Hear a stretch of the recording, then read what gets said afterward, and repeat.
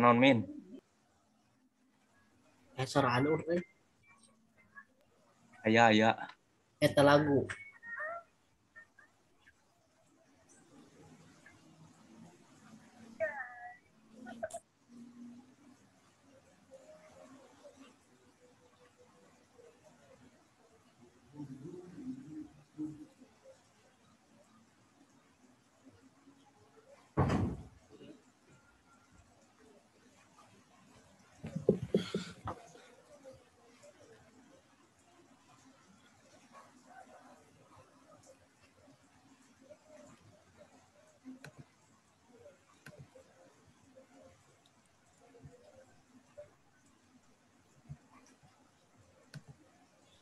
Tes.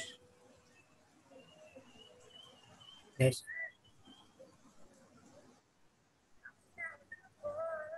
Saya nak buka hiji Urang min. Isi pau aja. Ya. Orang sisa nina keur gering Ai siap masih ya orang mah.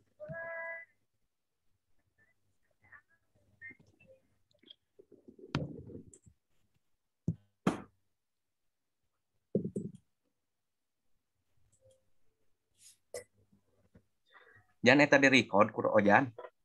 Naon? Di record.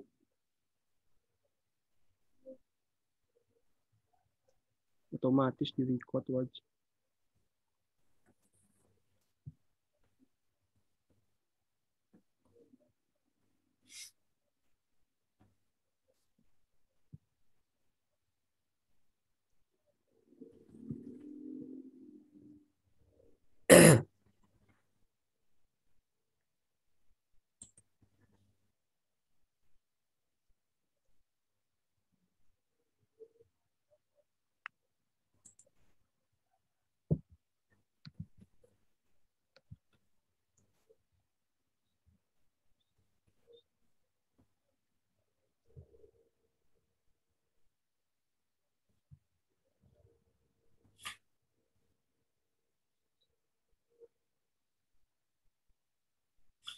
Eta si kawan fotona anjir.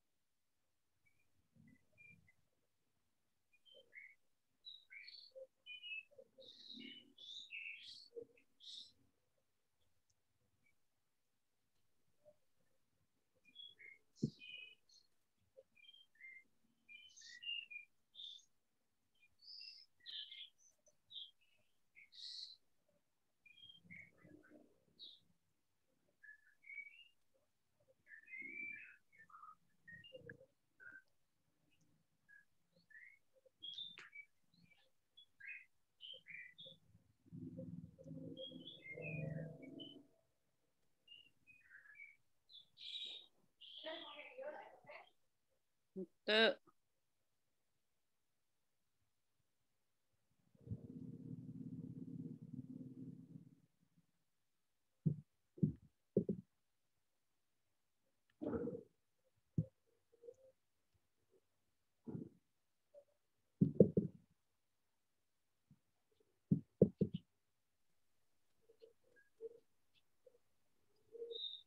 Yang tampil sekarang berapa kelompok?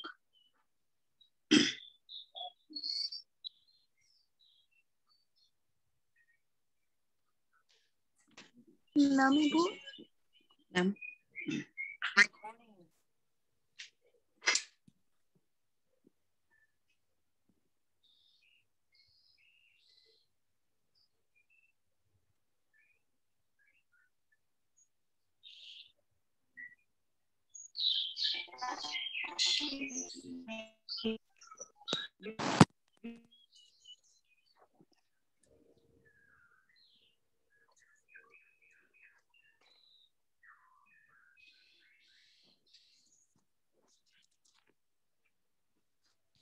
Bentar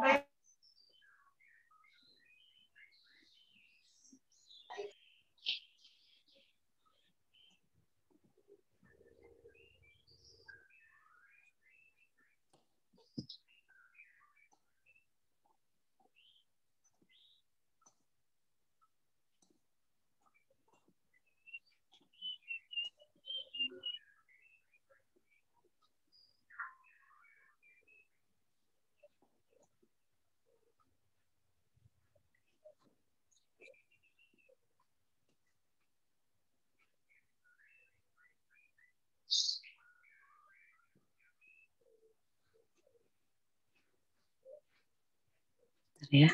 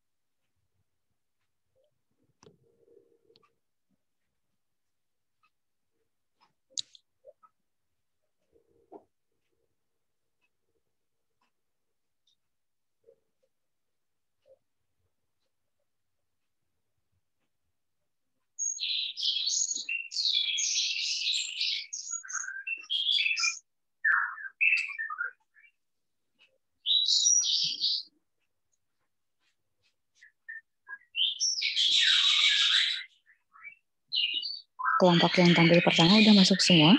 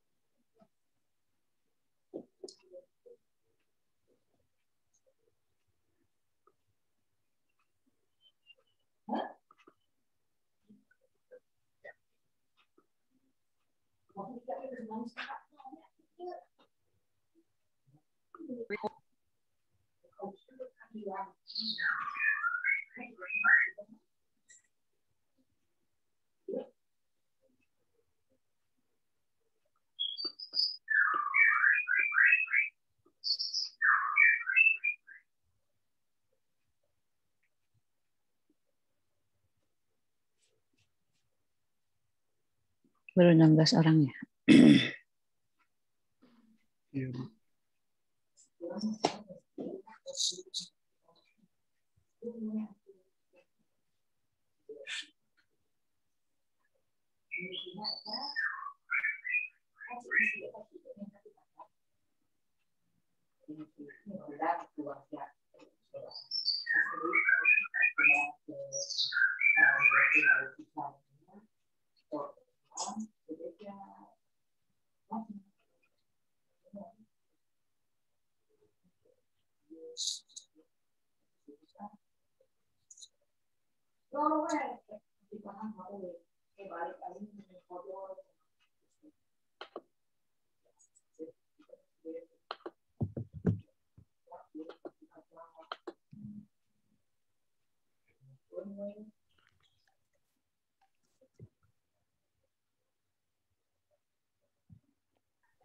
Bu, mohon maaf Bu, untuk presentasinya menunggu semua hadir atau bagaimana Bu? asal yang presentasi pertamanya udah lengkap, kita mulai aja.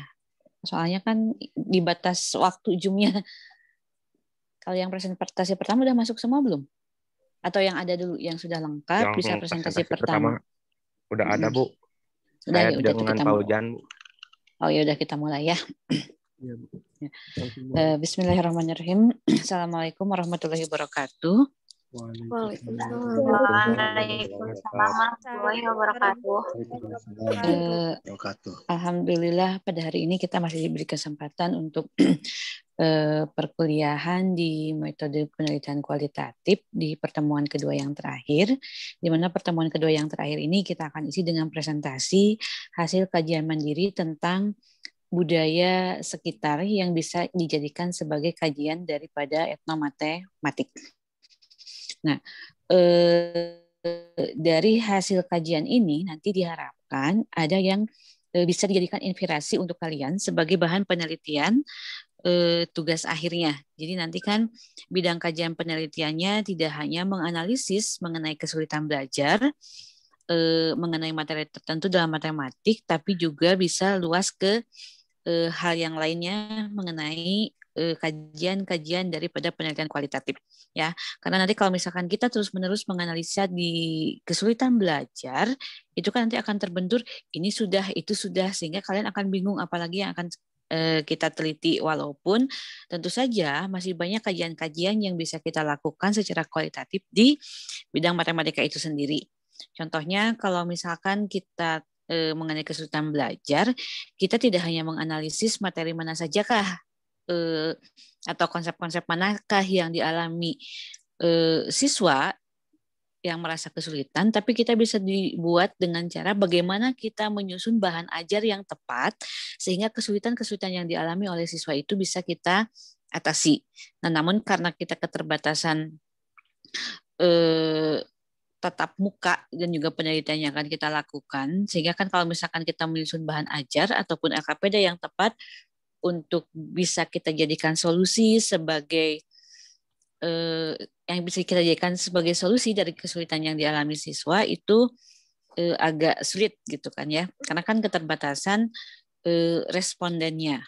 Nah, sehingga kalau misalkan kita berkaitan dengan budaya atau dengan etnomatematik, itu kan penelitian yang kita lakukan tidak berkaitan dengan manusia secara langsung. Nah, untuk menggali budaya-budaya apakah yang bisa kita kaji yang berkaitan dengan matematik daerah sekitar, sudah coba kalian lakukan pengkajian gitu kan, baik secara langsung, baik melalui literatur. Nah, untuk mempresentasikan dan mengetahui apa sajakah kajian-kajian yang sudah dilakukan, kemudian budaya-budaya apakah daerah sekitar yang bisa kita jadikan sebagai kajian, sehingga menambah referensi kita untuk dijadikan bahan penelitian.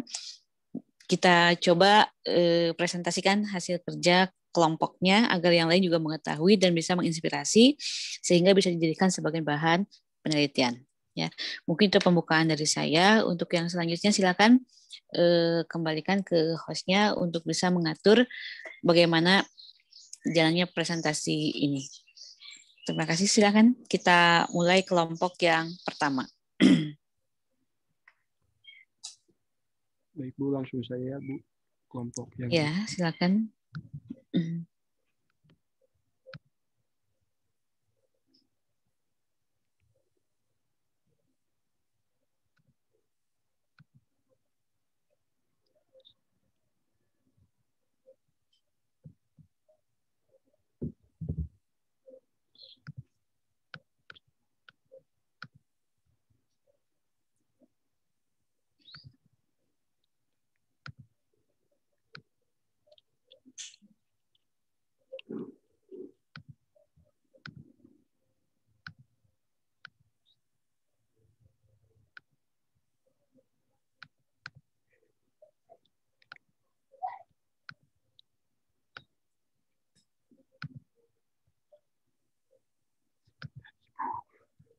sebentar, Bu. Iya.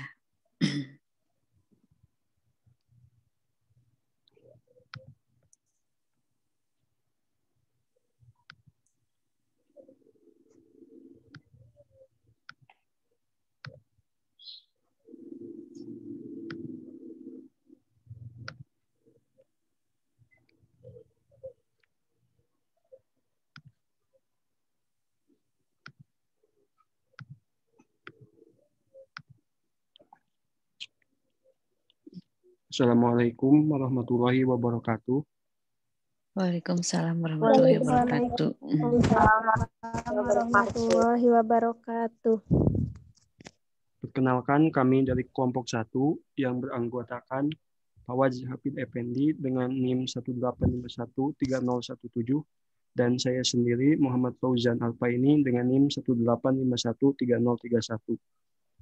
Pada kesempatan kali ini, kami akan memaparkan materi tentang kajian etnomatematika pada Payung Gelis Tasikmalaya di Jawa Barat.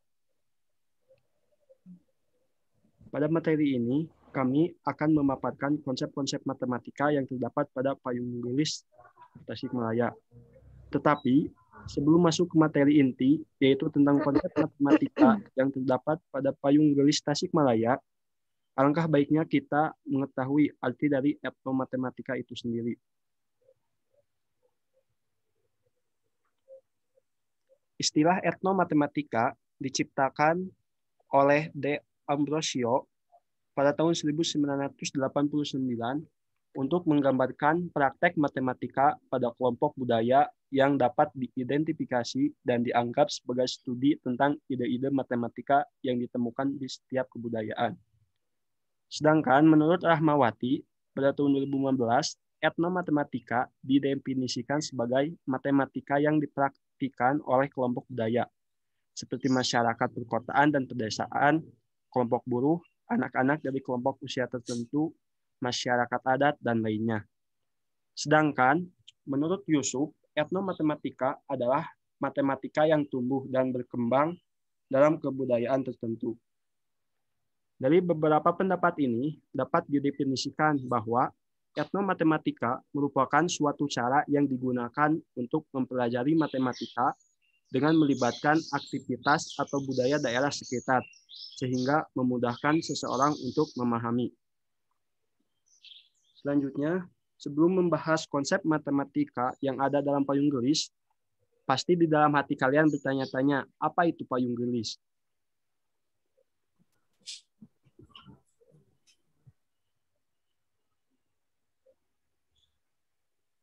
Payung Gelis Tasikmalaya merupakan ciri khas dan simbol kebanggaan masyarakat Kota Tasikmalaya.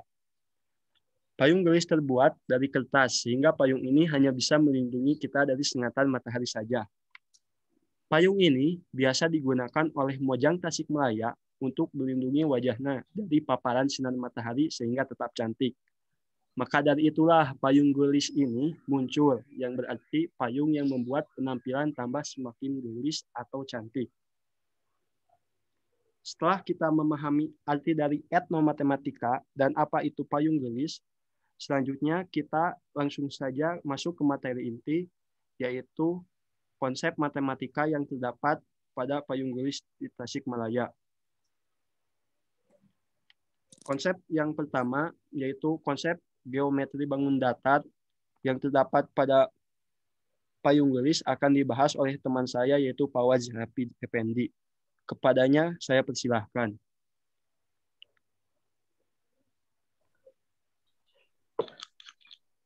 Baik, terima kasih kepada Saudara Fauzan, yaitu sekaligus rekan saya, rekan kelompok. Selanjutnya, konsep matematika yang pertama, yaitu konsep geometri bangun datar pada Payung Gelis. Konsep geometri bangun datar yang terdapat pada Payung Gelis adalah bangun datar lingkaran, seperti terlihat di gambar yang ada di samping tersebut ya. Pada gambar di samping terlihat bahwa titik pusat lingkaran dilambangkan dengan 0 dan titik pusat lingkaran berada tepat di tengah-tengah lingkaran. Sedangkan jari-jari dilambangkan dengan R. Antara jari-jari yang satu dengan yang lainnya selalu berjarak sama. Biasanya pengrajin menentukan terlebih dahulu diameter payung yang akan dibuat, kemudian menentukan jumlah jari-jarinya. Barulah setelah itu pengrajin akan membuat bangun datar lingkaran dengan ukuran yang sebelumnya telah ditentukan. Lalu yang selanjutnya,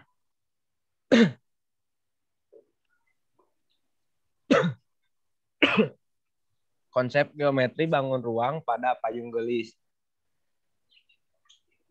Jika diperhatikan bagian bawah dari rangka payung gelis ini akan membuat sebuah bangun menyerupai kerucut. Terlihat ya teman-teman seperti gambar di samping. Selain kerucut, di dalam payung gelis juga terdapat bangun ruang tabung.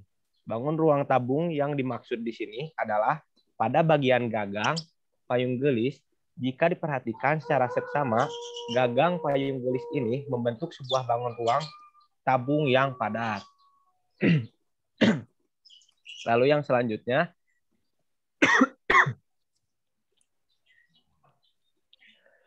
konsep simetri pada payung gelis.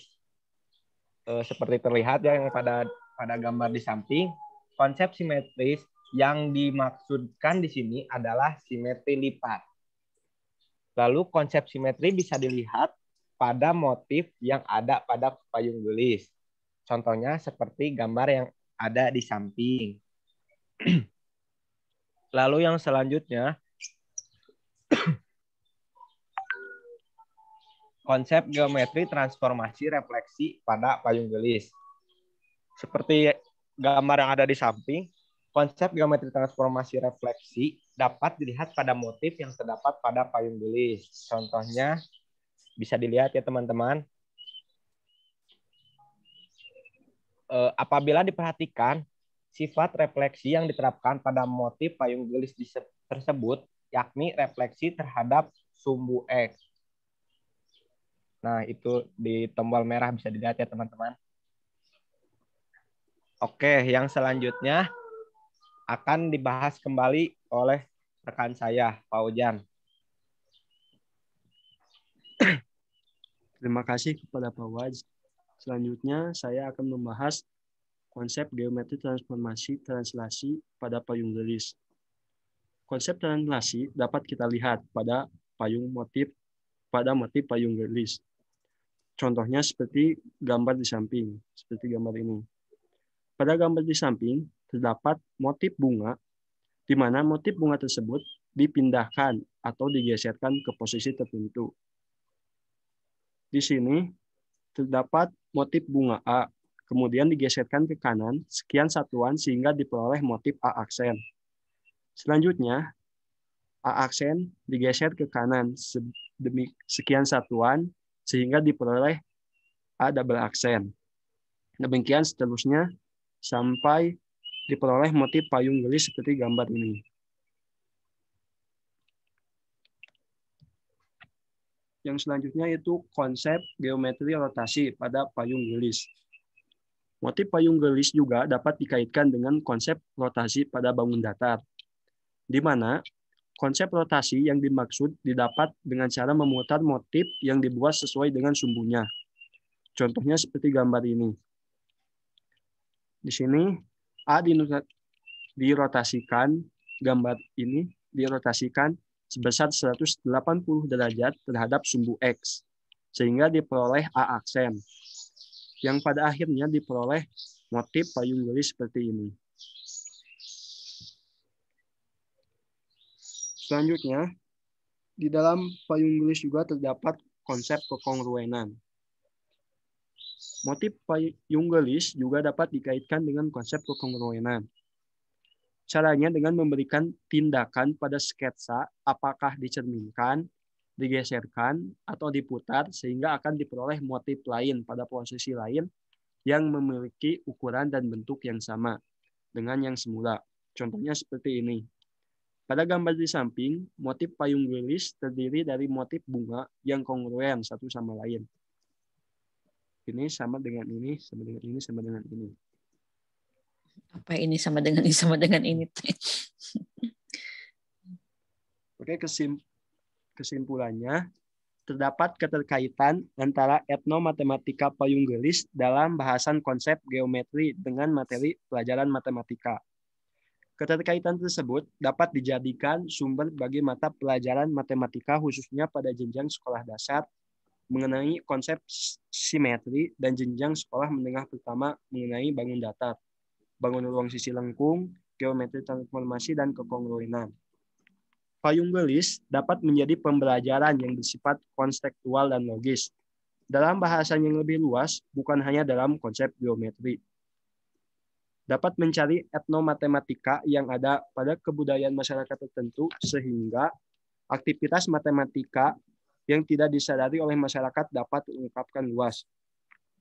Mungkin sekian pemaparan materi dari kami mengenai konsep-konsep matematika yang ada pada Payung Gelis Tasikmalaya. Apabila ada yang ditanyakan, dipersilahkan.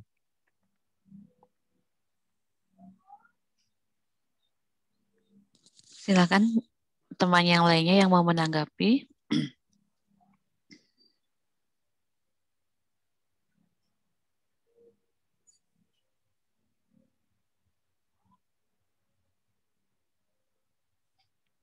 Silahkan. Sudah cukup jelas. Jadi nanti kalian kalau misalkan ada yang terkait dengan budaya payung gelis bisa mengembangkan selain konsep-konsep geometri, ada simetri lipat, ada translasi, juga kalian bisa melihat apakah ada konsep lain gitu kan yang terdapat di payung gelis itu gitu kan. Yang jelas geometri itu sudah sangat pasti ya. Yang pertama daripada bentuk dari payung gelis itu sendiri, kemudian nanti konsep matematikanya ada translasi, kemudian simetri, lipat. Nah, walaupun demikian sebetulnya yang berkaitan dengan budaya, yang geometri itu pasti sangat banyak ya, yang berkaitan dengan sangat banyak. Misalkan mau kita boboko, mau kita berbicara mengenai candi, gitu kan, mau kita berbicara mengenai rumah adat, itu pasti bahwa konsep-konsep geometri akan lekat gitu kan dengan budaya-budaya sekitar. Nah, cuman apakah dari selain konsep geometri itu ada konsep-konsep matematika lain yang terdapat pada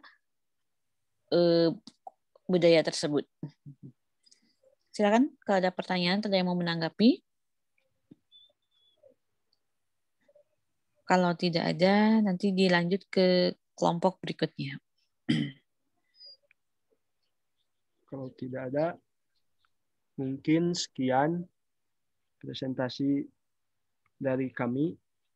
Mungkin ditutup saja. Mohon maaf apabila ada kesalahan. Wabillahi taufiq wal hidayah. Wassalamualaikum warahmatullahi wabarakatuh. Waalaikumsalam warahmatullahi Wabarakatuh.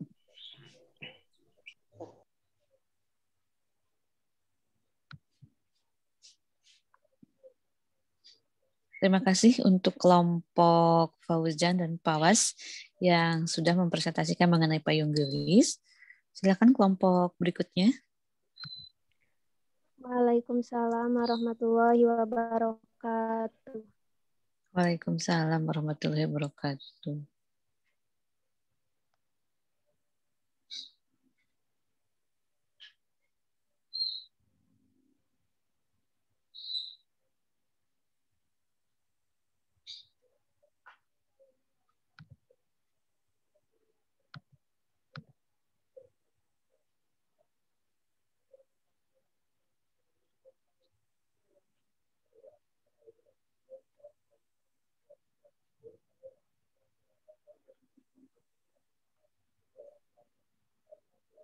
Assalamualaikum warahmatullahi wabarakatuh. Waalaikumsalam warahmatullahi wabarakatuh. Selanjutnya saya akan melanjutkan. Bentar, Ibu. Ya. Waalaikumsalam warahmatullahi wabarakatuh. Saya dari kelompok 2 yang beranggotakan saya sendiri yaitu Renita Dwi Murti dan teman saya yaitu Neng Apiati Nur. Kali ini kami akan mempresentasikan mengenai etnomatematika pada batik.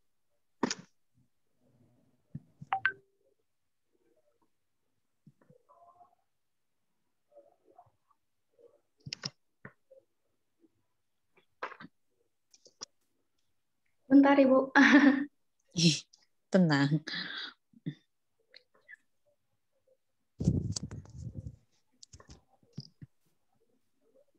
Nah, kali ini kami akan membahas mengenai penggunaan etnomatematika pada karya seni batik Indramayu dalam pembelajaran geometri transformasi. Tujuan dari pembelajaran matematika menurut Depdiknas dalam Zepika dan kawan-kawan tahun 2014 halaman 45, salah satunya adalah agar siswa memiliki keterampilan dalam menginterpretasikan konsep matematika, kemampuan dalam menjelaskan hubungan antar konsep, serta kemampuan dalam mengimplementasikan konsep atau algoritma secara fleksibel, cermat, efektif, dan tepat dalam memecahkan suatu permasalahan. Nah, tujuan mempelajari matematika di sekolah itu bukan hanya membekali siswa dengan matematika yang konseptual untuk persiapan siswa dalam menghadapi ujian sekolah, tetapi dalam mempelajari matematika di sekolah itu lebih dari itu. Tujuan dipelajarinya adalah untuk mempersiapkan siswa agar dapat menggunakan matematika dan siswa dapat menggunakan pola pikir matematik dalam kehidupan sehari-hari. Sehubungan dengan tujuan matematika tersebut, yaitu digunakan untuk kehidupan sehari-hari, maka jelas bahwa matematika bahwa matematika sangat penting dengan aktivitas kehidupan manusia. Matematika digunakan oleh setiap orang dalam kehidupannya. Bagaimanapun, suatu masyarakat, matematika itu adalah bagian dari kebudayaannya. Nah, balik lagi di sini, etnomatematika merupakan suatu pembelajaran tentang matematika yang muncul dengan menalar dan memahami sistem matematika pada budaya yang digunakan. Kegiatan matematika biasanya dianggap absurd oleh siswa. Jika matematika dikaitkan dengan unsur budaya lokal, maka akan terlihat lebih konkret.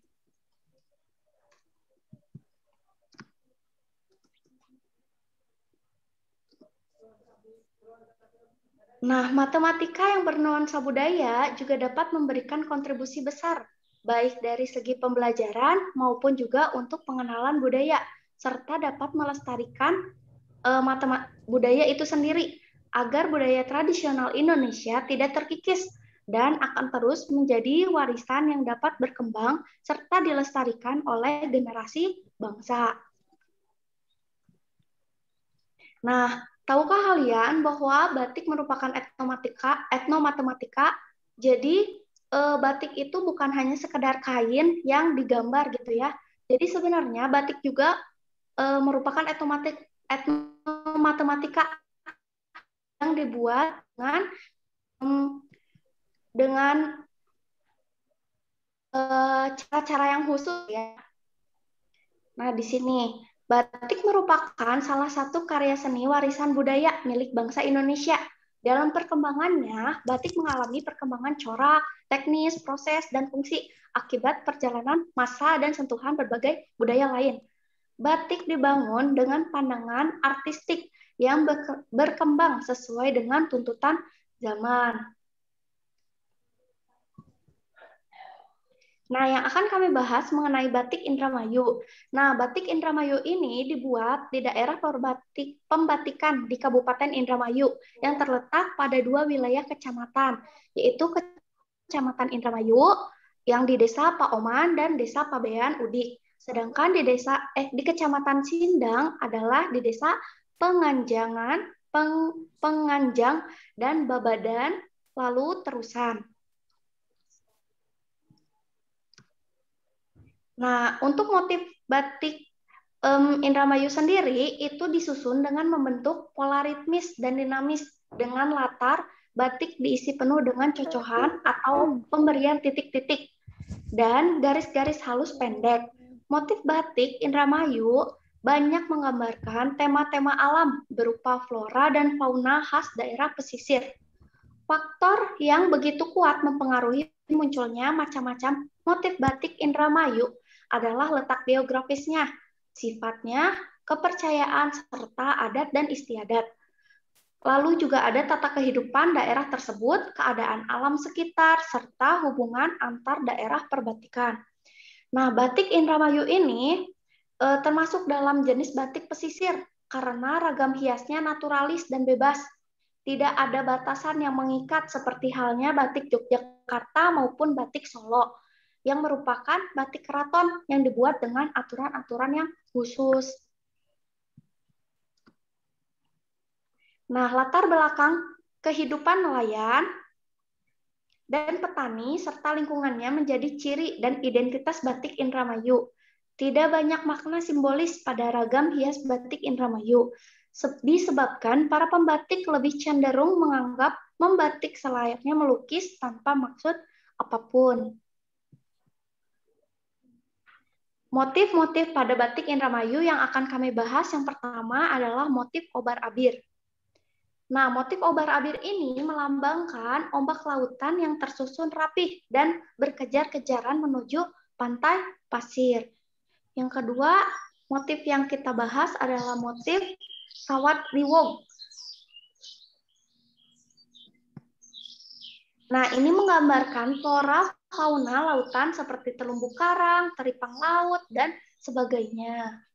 Dan yang terakhir yang akan kita bahas dalam motif batik Indramayunya, yaitu bunga setaman. Bunga setaman ini menggambarkan flora yang ada di masyarakat Indramayu. Selanjutnya akan dilanjutkan oleh teman saya, yaitu Alfiati Nur. Saya persilahkan kepada Teh Alfiati.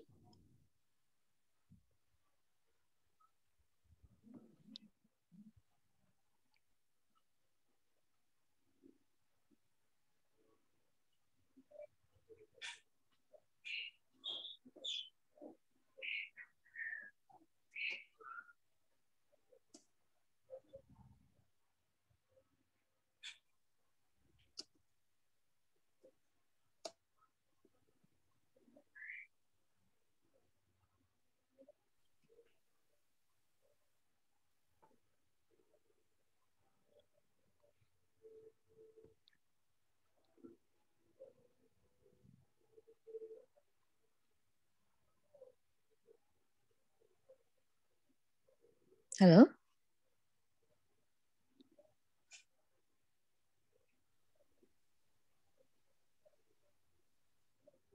Iya. Hilang ya suaranya? Ya, Bu, menghilang.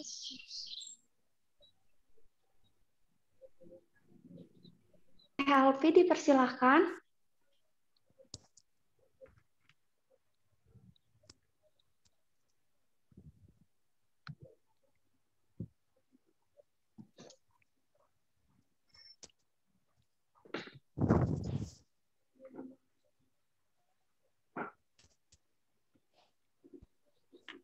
Ya, terima kasih kepada teman saya Renita. Untuk selanjutnya yaitu etnomatematika pada karya. Nah, seperti yang sudah dijelaskan bahwa bentuk geometri yang terdapat pada dapat berupa titik bidang data yang diatik, misalnya seperti elips, lingkaran, segi empat, dan sebagainya. Bentuk artistik pada hasil transformasi teoris melalui rangkaian dan refleksi atau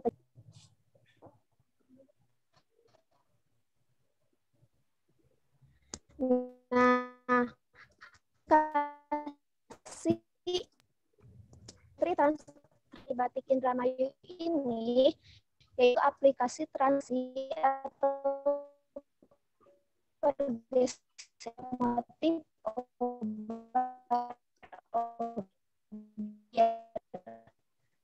Sinyal kayaknya ya. Nah, Pak. Iya, Bu, kayak sinyal, Bu.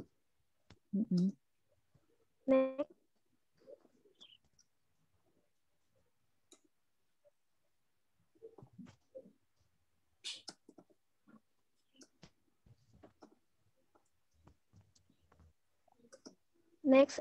Next,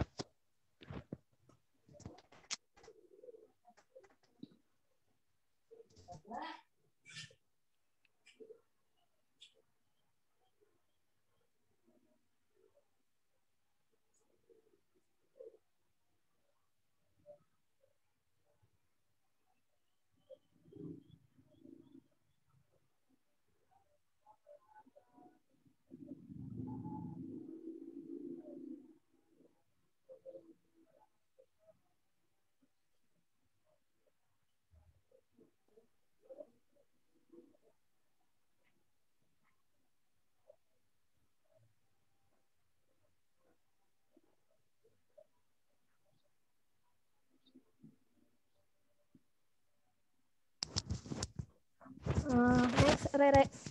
Bu, maaf. Ya. Alfiati, sinyalnya jelek katanya, Bu. Nggak apa-apa, sok yang ini aja, dilanjut sama temennya aja. Mungkin akan dilanjut oleh saya. Nah, yang pertama tadi,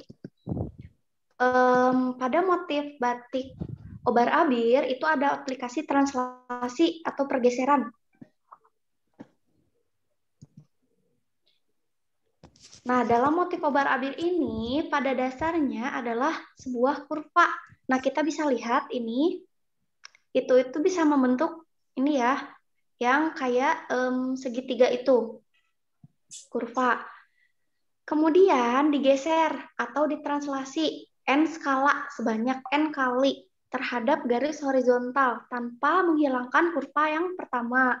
Nah, jadi di dalam motif obar-abir ini kita bisa lihat merupakan aplikasi translasi. Jadi yang ini garis yang pertama atau kurva yang pertama lalu ditranslasikan dan ini menjadi kurva yang keduanya. Sehingga diperoleh motif obar-abir. Kayak gini. Ini motif jadinya gitu ya. Selanjutnya ada aplikasi refleksi atau pencerminan pada motif sawat riwok.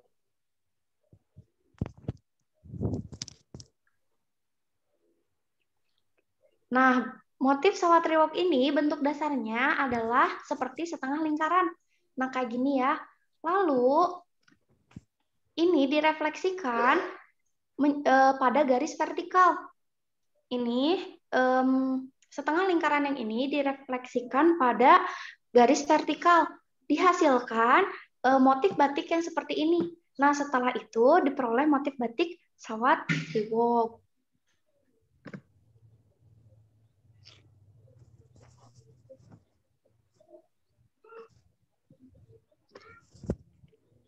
Selanjutnya ini akan dilanjutkan lagi oleh Teh Alpi. Silakan Teh Alpi. Assalamualaikum warahmatullahi wabarakatuh. Ibu mohon maaf, sinyalnya jelek. Iya, nggak apa-apa. Hujan lagi, pasti sinyalnya terganggu. Iya. Untuk selanjutnya yaitu aplikasi refleksi atau pencerminan pada motif sawat riwok. Nah, teman-teman, sebenarnya bentuk dasar pada motif sawat riwok ini yaitu bentuknya setengah lingkaran seperti gambar yang sebelah kanan ya. Next. Kemudian bentuk ini kita refleksikan pada garis vertikal. Pada garis vertikal atau sumbu Y direfleksikan terhadap sumbu Y. Nah, setelah itu diperoleh motif batik sawat riwok seperti gambar yang sebelah kanan. Nah, selain konsep-konsep seperti translasi dan refleksi, terdapat konsep lain yang ada dalam motif batik, khususnya pada modul ini, itu konsep pengubinan atau teselasi. Biasanya bangun-bangun geometri yang diteselasi, contohnya seperti persegi, segitiga, segi 5 beraturan, atau segi 6. Next. Oh iya ini. Nah, aplikasi teselasi atau pengubinan pada motif bunga setaman. Nah, bentuk dasarnya yaitu beri bunga setaman ini dapat refleksi. Nah,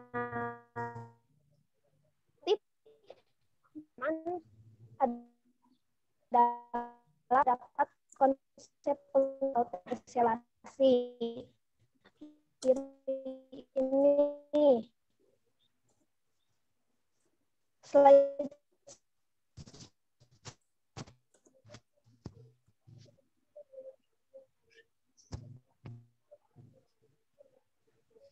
motif Batak, prinsip pengubinan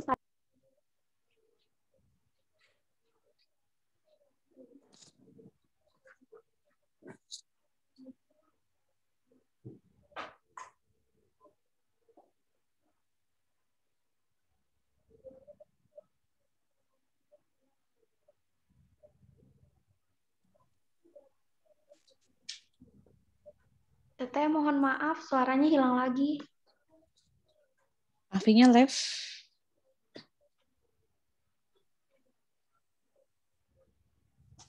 Tadi kelihatan apinya left. Oh, ada lagi.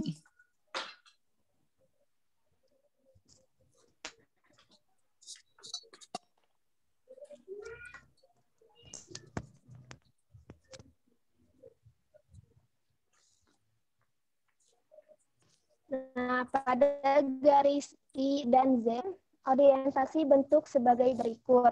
Nah, di sana terdapat pencerminan terhadap garis Y atau sumbu Y, kemudian terdapat pencerminan terhadap garis Q atau sumbu X. Gabungan dari hasil translasi tersebut menciptakan batik dengan motif bunga setaman, seperti pada gambar yang sebelah kanan. Selanjutnya yaitu pemanfaatan etnomatematika karya seni batik Indramayu dalam pembelajaran. Next.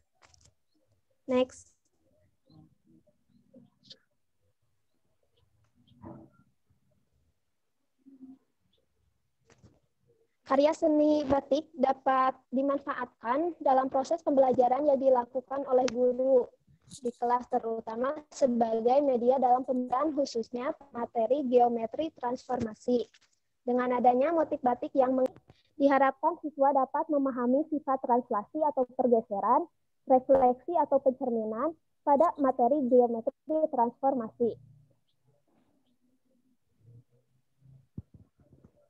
Nah, seperti yang diketahui bahwa materi ini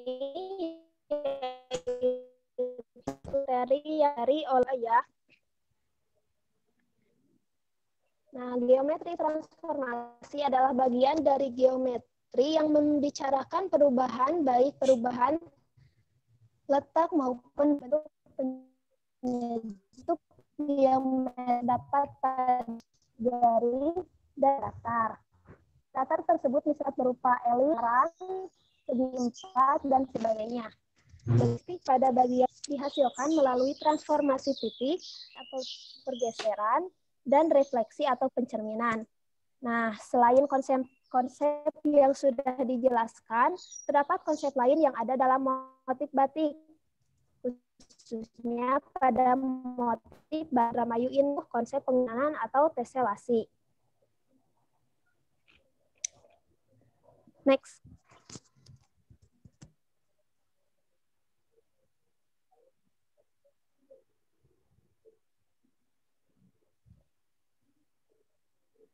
Nah, etnomatematika yang ada pada karya seni batik yaitu penggunaan pada geometri transformasi, serta penggunaan prinsip pengubinan yang terdapat pada motif batik Indramayu seperti motif obar-obir, sawat riwog, dan bunga setaman.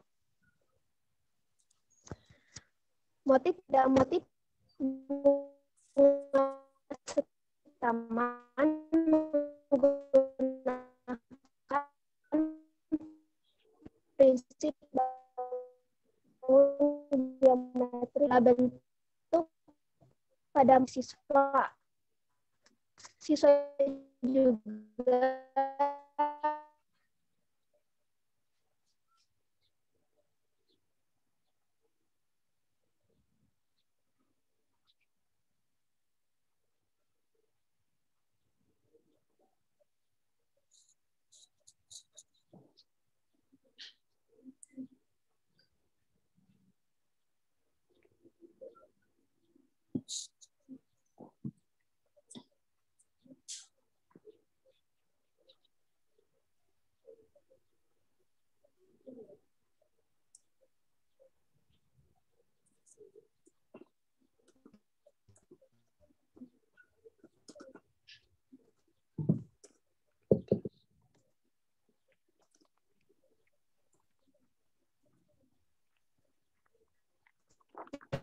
mungkin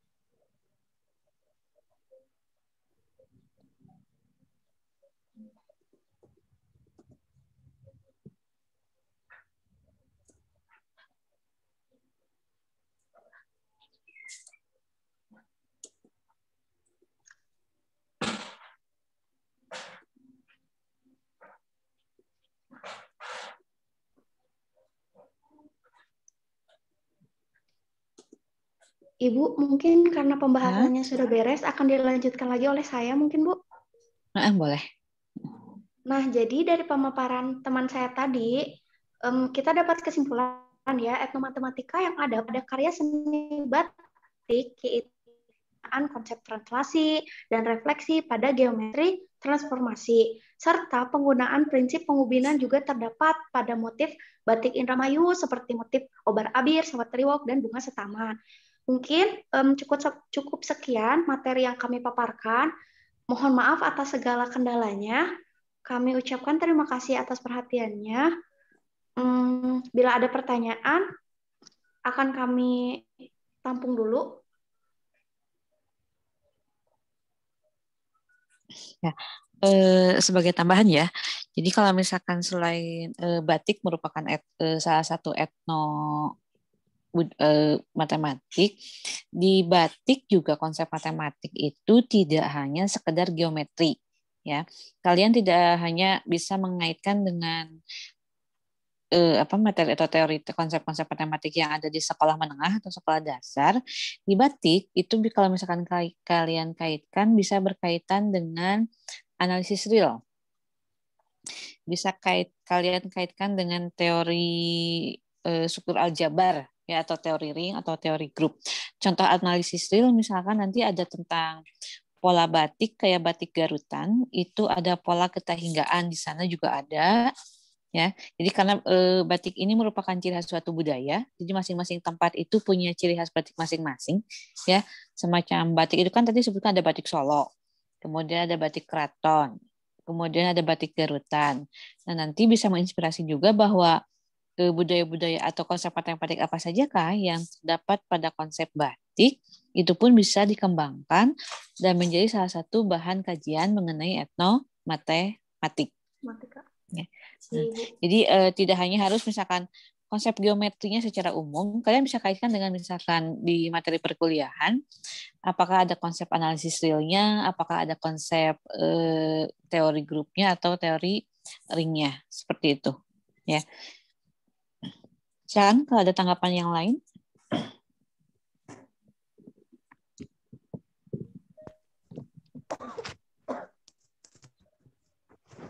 Bila tidak ada, mungkin akan kami cukupkan.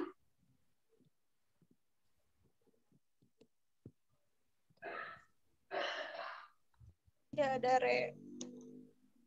Oke, mungkin kami cukupkan sekian pemaparan materi dari kelompok 2. Terima kasih atas perhatiannya. Wassalamualaikum warahmatullahi wabarakatuh. Waalaikumsalam warahmatullahi wabarakatuh. Waalaikumsalam warahmatullahi wabarakatuh. Ya, terima kasih untuk kelompok 2 yang sudah memaparkan hasil kajiannya. Kelompok 3, silakan. Baik, Assalamualaikum warahmatullahi wabarakatuh. Waalaikumsalam warahmatullahi wabarakatuh.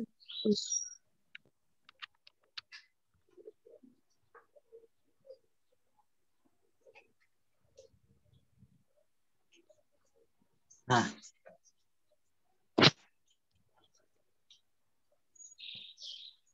Assalamualaikum warahmatullahi wabarakatuh. Waalaikumsalam warahmatullahi wabarakatuh.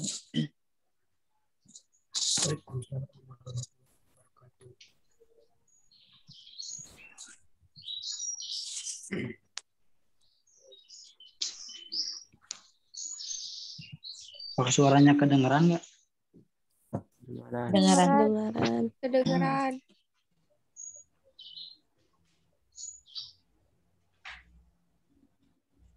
Kali ini kita sebelumnya perkenalkan, nama saya Diar Muhammad Ihsan. Maaf, ini ada sedikit gangguan.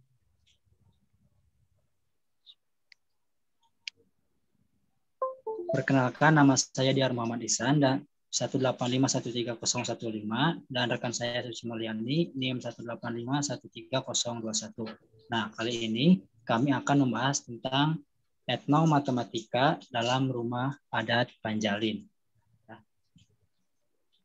Oke, untuk pembahasan pertama akan saya bahas terlebih dahulu, yaitu tahukah kamu apakah etnomatematika? Nah, yang pertama sebelum kita masuk ke pembahasan tentang analisis atau etnomatematika dalam rumah adat Panjalin, kita terlebih dahulu mengetahui apa sih etnomatematika itu. Nah, jadi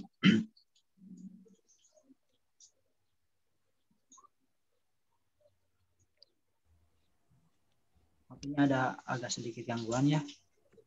Sinyalnya agak jelek.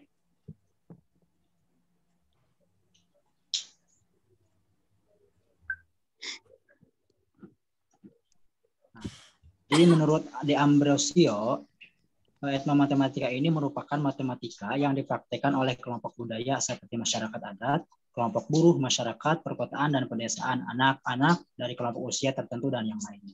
Nah, jadi etnomatematika ini merupakan suatu pembelajaran matematika yang ada pada budaya. Pada pembelajarannya, agar siswa ini lebih paham, lebih mampu memaknai tentang pembelajaran matematika, maka diperlukan struktur atau struktur tentang budaya yang harus dipelajari dalam matematika tersebut. Nah, selanjutnya, kali ini kita akan menganalisis dari ide-ide matematis yang ada dalam rumah adat Panjalin sebagai akibat dari pengaruh timbal balik antara matematika dan budaya. Nah, kami di sini mengambil judul Etnomatematika dalam Rumah Adat Panjalin. Jurnalnya ini diterbitkan oleh Wacana Akademika. Nah, ya, di sini tanggal reviewnya 14 Juni 2021. Nah, jadi tujuan dari review ini adalah untuk menganalisis atau pembelajaran matematika yang ada dalam rumah adat tersebut. Nah, untuk selanjutnya, nah kita lihat di sini. Terlebih dahulu kita belajar tentang rumah adat Panjalinnya ya. Nah, rumah adat Panjalin ini merupakan rumah adat yang berada di Kabupaten Majalengka, Provinsi Jawa Barat, tepatnya di Desa Panjalin Kidul, Kecamatan Sumberjaya. Nah, pada tahun 1982, Desa Panjalin ini telah dipengatkan menjadi Desa Panjalin Kidul dan Desa Panjalin. Nah, ini adalah lokasinya. Selanjutnya, sejarah sedikit tentang rumah adat Panjalin. Rumah adat Panjalin ini merupakan suatu bangunan yang diyakini sebagai peninggalan masa lalu yang sampai saat ini masih dapat dilihat dan sudah dijadikan sebagai rumah budaya. Nah, nama Panjalin ini diambil dari kata Panjalin yang berarti hutan rotan. Konon katanya, ketika pembangunan rumah adat ini hanya menggunakan sebuah batang pohon raksasa tanpa memotong pohon tersebut, dan akar dari pohon ini terletak bawah rumah adat Panjalin. Nah, itu adalah sejarah singkat dari rumah tersebut. Nah, selanjutnya kita masuk ke bahasan yang akan disampaikan oleh rekan saya, yaitu tentang ide matematis dari rumah adat Panjalin.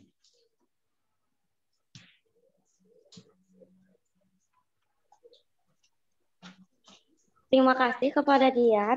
Langsung saja ke pembahasan yang pertama, yaitu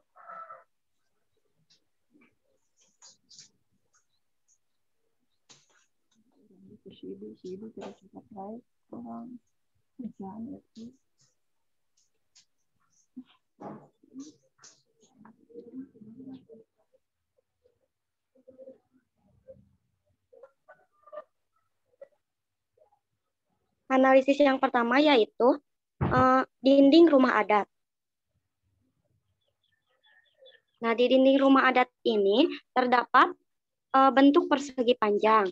Dalam persegi panjang memiliki yang pertama unsur-unsur persegi panjang, yaitu ada titik sudut, panjang, lebar, dan diagonal. Selanjutnya, yang kedua terdapat sifat-sifat persegi panjang. Yang pertama, AB sejajar dengan CD dan AD sejajar dengan BC. Yang kedua, AB sama dengan CD dan AD sama dengan BC.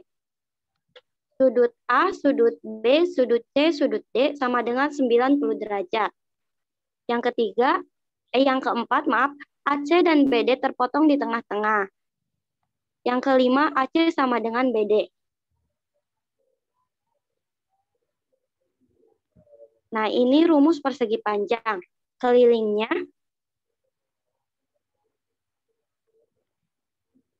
2 dikalikan P tambah L. Untuk luasnya panjang kali lebar. Untuk selanjutnya, trapesium terdapat di dinding rumah adat juga. Bisa dilihat gambarnya.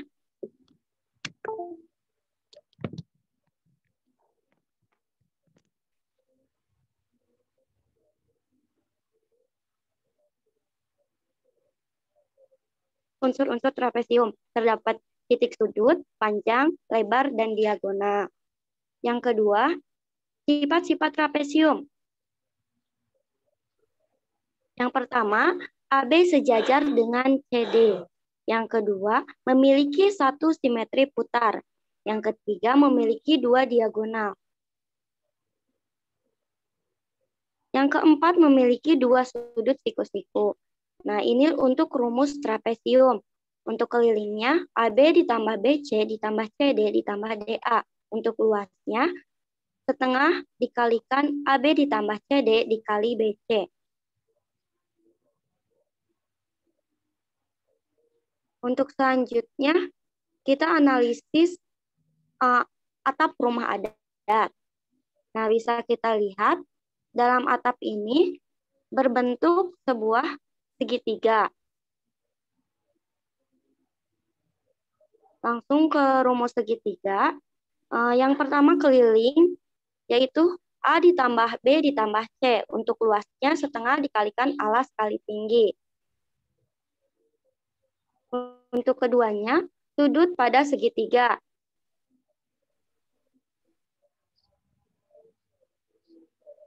Ada sudut lancip, sudut siku-siku, dan sudut tumpul. Nah, mungkin cukup sekian dari saya dan akan dipaparkan oleh rekan saya.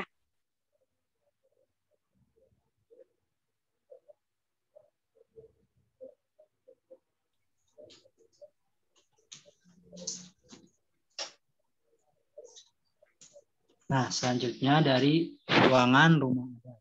Setelah dari dua ruangan pertama.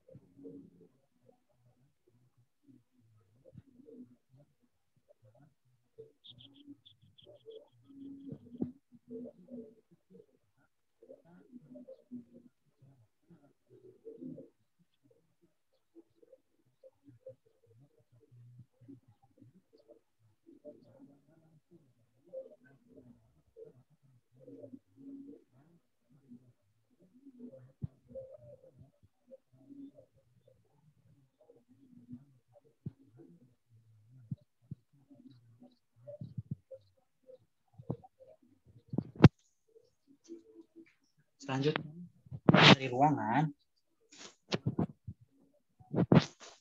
Maaf.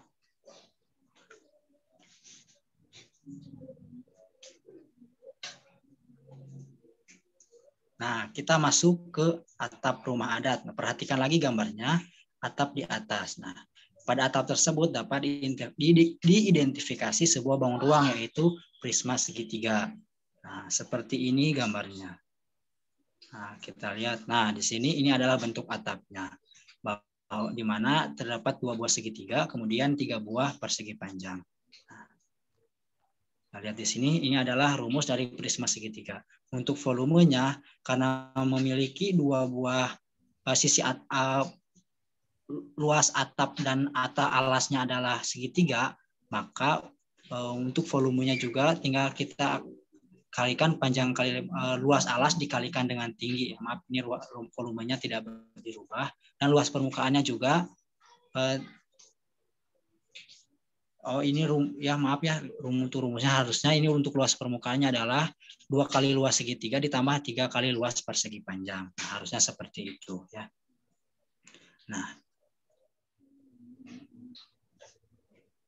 Nah, Untuk presentasi dari kelompok kami dicukupkan sekian ya.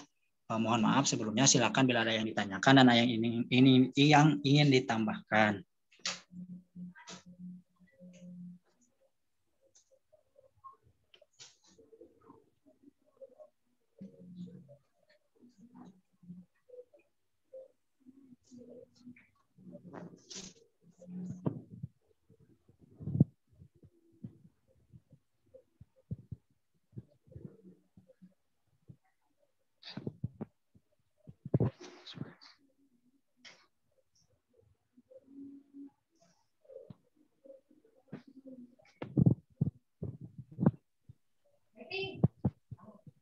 Silakan kalian menambahkan. Konsepnya masih sama ya, masih konsep geometri yang terdapat dalam budayanya. Ini kita masih menggunakan yang satu akun yang pertama ya? Iya, Bu. Tadi muncul motif unlimited, bisa unlimited, Bu. Bisa lebih dari 40 menit. Oh, udah? Iya. Ini yang free atau premium? Yang free, Bu. Free? Iya. Tumben biasanya yang free kan 40 menit ya, makanya saya minta 3 akun, khawatir belum selesai udah habis lagi. Biasanya sudah bisa digabung, tapi kadang kita nggak bisa continue, tetap harus bikin jadwal baru. Nggak apa-apa nanti ini. Berarti kalau ini sampai selesai pakai akun yang satu aja nggak apa-apa. Iya, Bu.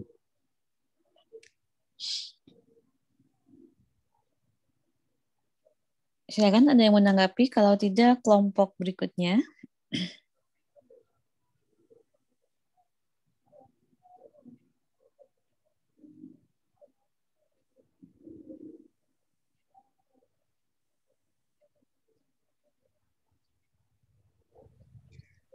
Bismillahirrahmanirrahim. Assalamualaikum warahmatullahi wabarakatuh. Waalaikumsalam warahmatullahi wabarakatuh. Baik, terima kasih atas waktunya. Di sini saya dari kelompok 4 akan membahas mengenai etnomatematika pada jahitan Bali. Sebelum ke pembahasan, izinkan saya untuk memperkenalkan diri terlebih dahulu. Saya Sipa Molandani dengan NIM 185130026 dan teman saya Heni Sri Utami dengan NIM 185130022. Di sini saya akan menjelaskan mengenai etnomatematika pada jahitan Bali pada ruang lingkup bangun datar. Next.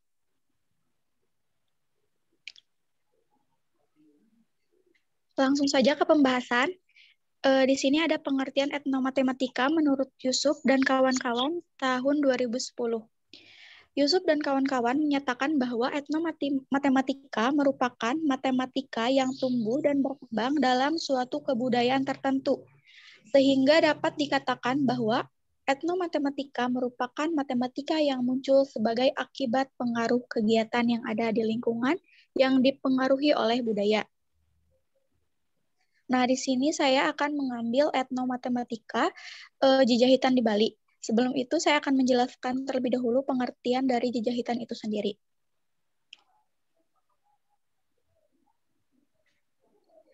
Jejahitan merupakan hasil dari proses menjejahitan. Mungkin dalam bahasa kita itu menjahit ya. Nah, secara konsepsional, Majejahitan sebagaimana diungkapkan oleh Agung Mas Putra pada tahun 1985, halaman 4, merupakan suatu aktivitas untuk mendapatkan bentuk-bentuk dari potongan bahan dedaunan seperti busung atau daun kelapa yang masih muda atau janur, selepan atau daun kelapa yang masih hijau, ron atau daun enau yang masih hijau, ambu atau daun masih muda yang berwarna putih, dan ental atau rontal atau daun dari pohon ental masih muda dan melalui proses pengeringan. Nah, dalam jejahitan Bali ini ada banyak beragam, dari yang sederhana sampai yang rumit. Nah, jejahitan sederhana itu seperti tamas, ituk-ituk, ceper, taledan. Sedangkan jahitan yang rumit ini seperti sampian, pajegan, dan lis sampian jerimpen. Nah, di sini saya dan teman saya akan menjelaskan jahitan yang sederhana saja. Untuk Yang pertama, next. Untuk yang pertama ada taledan. Taledan ini merupakan salah satu jejahitan yang dibuat dengan menjalin beberapa potongan janur dengan semat atau lidi dari bahan bambu atau stapler. Nah, jahitan tersebut ada yang membentuk bangun persegi, ada juga yang membentuk bangun persegi panjang. Nah, dan ini adalah potret dari taledan. Next.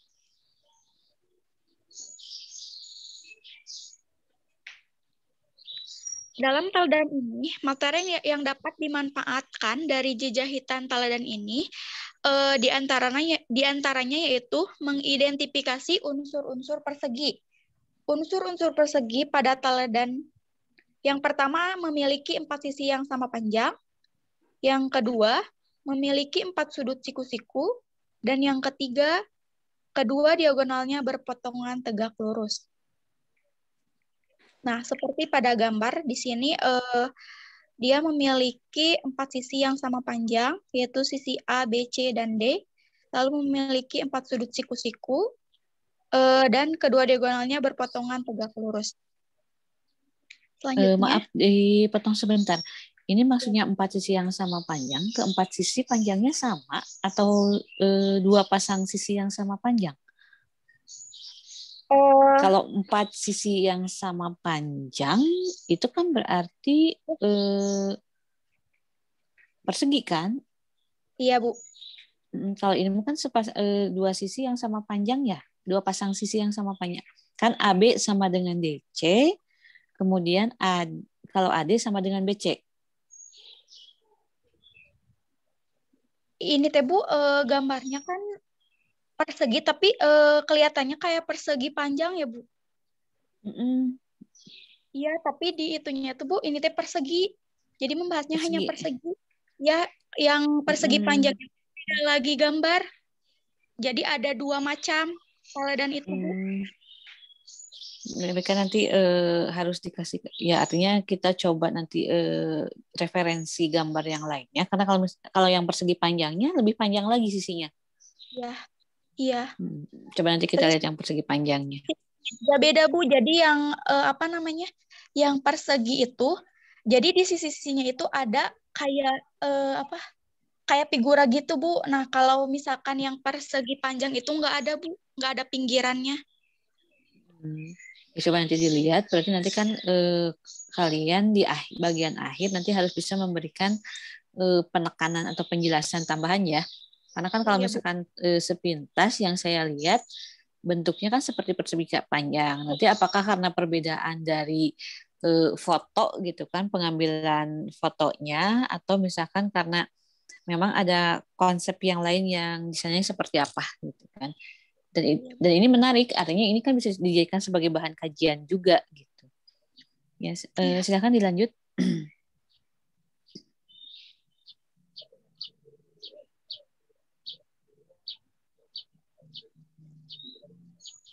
Sebentar, Bu.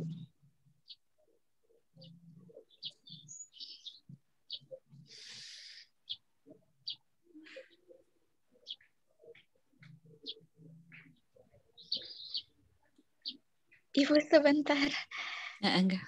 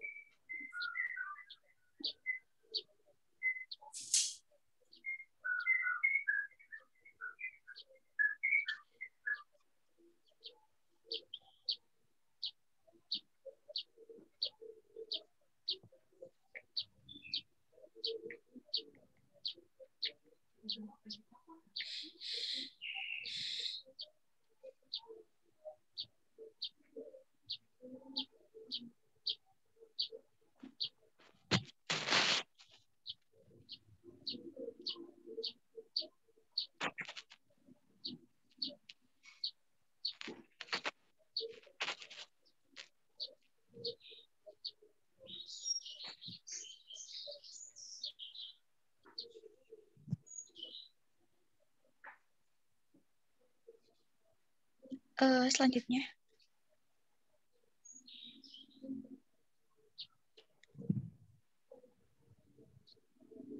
Untuk yang kedua, di sini ada lamak. Jadi lamak itu adalah jahitan yang sering digunakan masyarakat Hindu di Bali, khususnya pada acara suci tertentu. Nah, terutama pada upacara piodalan. Upacara piodalan ini yaitu upacara suci yang sering dilakukan oleh masyarakat Bali.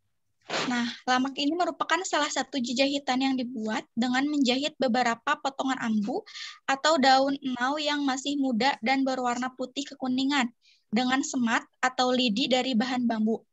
Selanjutnya diisi berbagai motif hiasan serta hiasi dengan tepi berupa daun ron atau daun enau yang sudah hijau tua.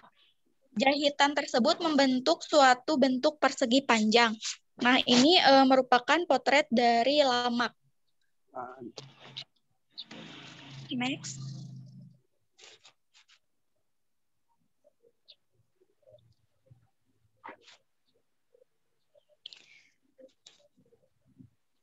Nah, lamak ini, jadi materi bangun datar yang dimanfaatkan dari jahitan lamak, salah satunya adalah mengidentifikasi unsur-unsur lamak yang sesuai dengan unsur-unsur persegi panjang. Unsur yang pertama yaitu memiliki 2 pasang sisi yang sejajar dan sama panjang. Dan yang kedua, memiliki 4 sudut siku-siku. Dan yang ketiga, diagonalnya memotong di tengah-tengah sama panjang.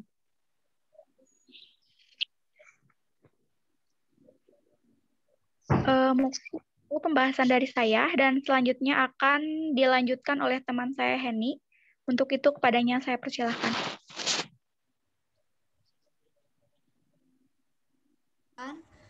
Jahitan yang selanjutnya yaitu ituk-ituk.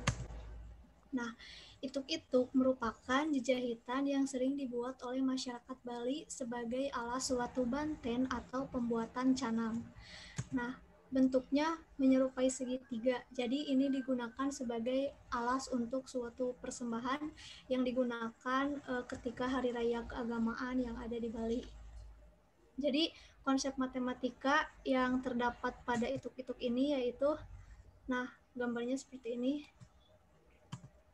Jadi konsep matematika dari ituk-ituk ini dapat dilihat unsur-unsur segitiga, yaitu memiliki 3 sisi, memiliki tinggi, dan juga keliling.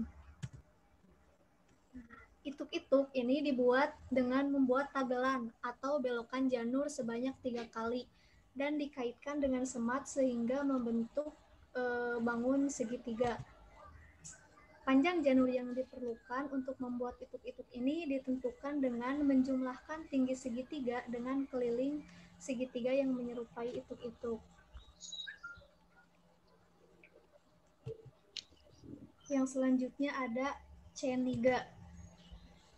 Nah, ceniga merupakan salah satu jahitan yang sering digunakan pada hari raya Galungan, Kuningan, dan berbagai hari suci besar lainnya bagi umat Hindu. Gambarnya seperti ini. Jadi konsep matematika dalam bangun datar yang ada pada ceniga ini yaitu membentuk trapesium. Ceniga dibuat dari perpaduan bahan janur atau selepan atau janur yang sudah hijau ataupun dengan ron. Ceniga biasanya disusun dengan 3 potongan janur yang dikaitkan dan dibentuk agar bagian bawah lebih lebar, sedangkan bagian atasnya agak runcing namun tidak membentuk sudut. Hasil jahitan pada potongan janur tersebut akan membentuk trapesium. Nah, konsep matematika dari jahitan ini dapat dilihat dari ciri-ciri bangun trapesium, khususnya pada trapesium sama kaki, diantaranya memiliki 4 sisi dengan sepasang sisi yang sejajar dan sepasang sisi berhadapan yang sama panjang. Kemudian pada trapesium ini bentuk ceniga memiliki 1 simetri lipat dan 1 simetri putar. Yang selanjutnya ada tamiang. Tamiang merupakan salah satu jejahitan yang sering digunakan saat Hari Raya Kuningan. Namun, seiring perkembangan zaman, kini tamiang juga difungsikan sebagai bagian dari dekorasi. Nah, bentuknya seperti lingkaran, jadi tamiang ini melambangkan simbol perlindungan diri, katanya. Atau jika melihat bentuknya yang bulat, jadi dimaknai sebagai kehidupan roda yang berputar. Jadi kehidupan itu seperti roda yang berputar. Nah, tamiang dibuat dengan merangkai janur-janur dalam satu pusat hingga penuh menjadi satu lingkaran. Nah, jadi konsep matematika yang ada pada tamiang ini adalah lingkaran, sehingga dapat dilihat ciri-ciri yang serupa dengan lingkaran. Ya, salah satunya yaitu memiliki jari-jari. Nah, jari-jari lingkaran merupakan tuesan awal atau langkah awal yang harus dipersiapkan dalam pembuatan tamiang. Mungkin seperti itu. Jadi kesimpulannya, konsep matematika yang ditemukan pada jejahitan Bali dalam ruang lingkup bangun datar, yang pertama kan ada taledan. Nah, konsep matematika yang terdapat yaitu persegi, kemudian ada lama, yaitu berbentuk persegi panjang, ituk-ituk berbentuk segitiga, ceniga yaitu berbentuk trapesium sama kaki, dan tamiang berbentuk lingkaran. Mungkin itu saja materi dari kelompok kami. Silakan jika ada yang ingin bertanya dan juga ada yang ingin menambahkan.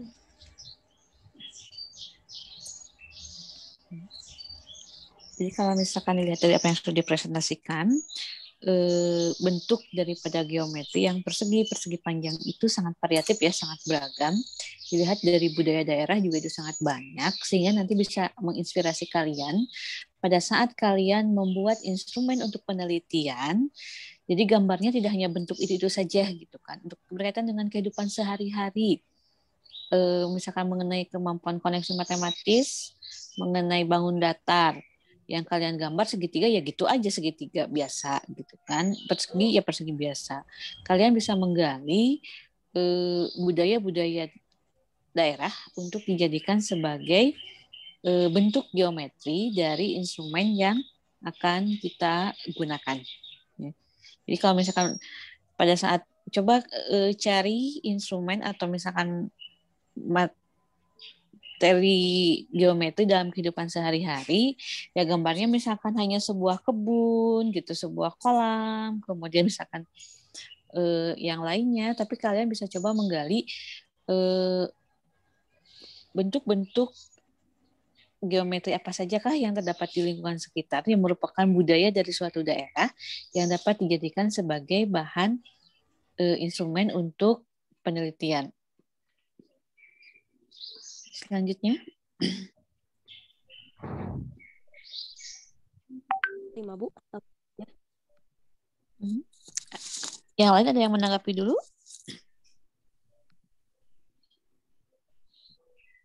Kalau tidak ada, terima kasih. Kita lanjut ke kelompok selanjutnya. Ini kelompok keempat ya? Kelima? Sekarang kelompok ke-6, Bu. Soalnya yang kelompok ke-4 lagi siap.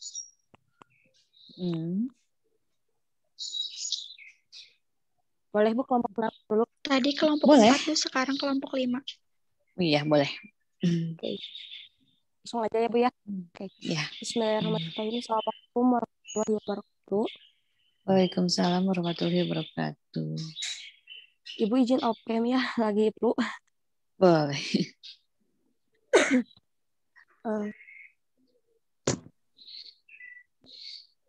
Bismillahirrahmanirrahim. Saya di sini dari kelompok 6 yang beranggotakan yang pertama Gina Baidani Nisrin Hajidah dengan NIM 185130332, dan saya sendiri Ninglul Maknun dengan NIM 185140006.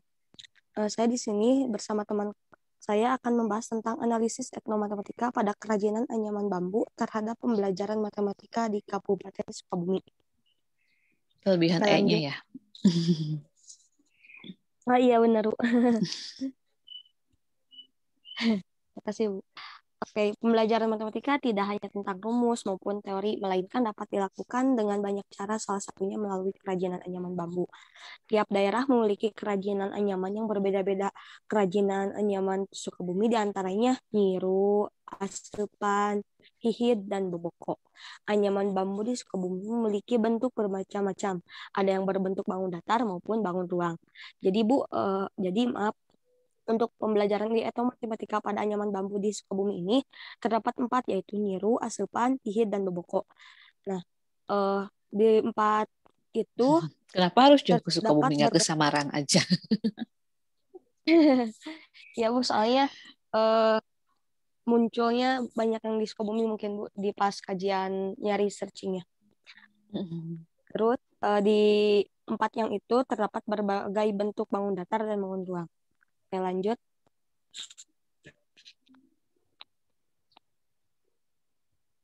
Nah, sebelum ke pembahasan apa itu hihit yang kayak gitu, baiknya kita bahas dulu tentang apa itu etnomatematika. Lanjut. Etnomatematika ialah berbagai hasil aktivitas matematika yang dimiliki atau berkembang di masyarakat, meliputi konsep-konsep matematika yang terdapat pada peninggalan sejarah dan kerajinan tangan berupa candi dan prasasti, gerabah dan peralatan tradisional, satuan lokal motif, kain batik, dan bordir, permainan tradisional, serta pola pemukiman masyarakat. Nah, jadi etnomatematika merupakan representasi kompleks dan dinamis yang menggambarkan pengaruh kultural penggunaan matematika dalam aplikasinya. Jadi etnomatematika ini lebih disingkatkan, lebih disimpulkan oleh saya sendiri bahwasanya etnomatematika itu ialah budaya yang mengembangkan suatu pembelajaran matematika yang dapat meringankan serta memahami dalam pembelajaran matematika. Oke, untuk anyaman bambu ini pasti tentunya ada keunikannya. Namun keunikan anyaman bambu ini diantaranya yaitu next.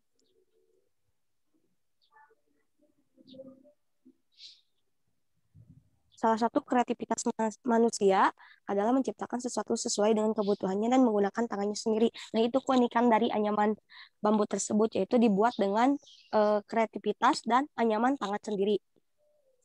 Sehingga manusia dapat mendapat pengalaman dari tangannya tersebut. Yang maksud dari sana itu, jadi ada pengalamannya ketika kita membuat sesuatu dengan hasil sendiri, dengan kreativitas sendiri, pasti banggalah seperti itu. Dengan pengalaman yang diperoleh, manusia dapat memiliki keterampilan sesuai dengan dirinya.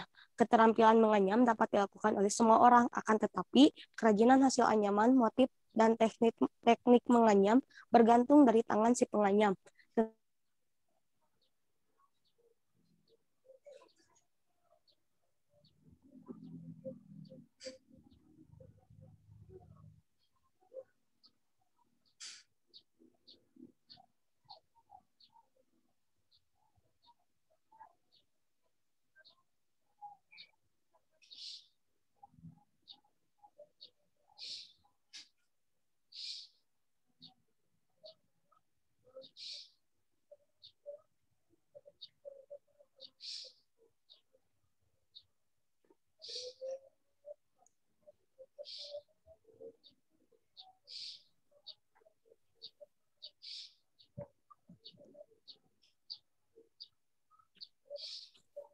Oke, maaf, jaringannya jelek. Nah, tadi kan jelas ya, setiap tangan pasti akan berbeda, akan tetap terhadap hasil. Begitu juga menganyam, meskipun sama dengan tangan, tapi akan beda hasilnya. Menganyam merupakan teknik menyilang atau menumpang tindihkan bahas sebagai dasar menganyam dengan bahas yang dimasukkan untuk menganyam. Sebelum itu, bahan bambu yang digunakan untuk menganyam dikeringkan terlebih dahulu agar semakin lentur dan tidak mudah berjamur. Karena kalau bahan bambu yang basah, kalau langsung digunakan, dibuatkan untuk nyiru, pasti akan mudah berjamur. Lanjut.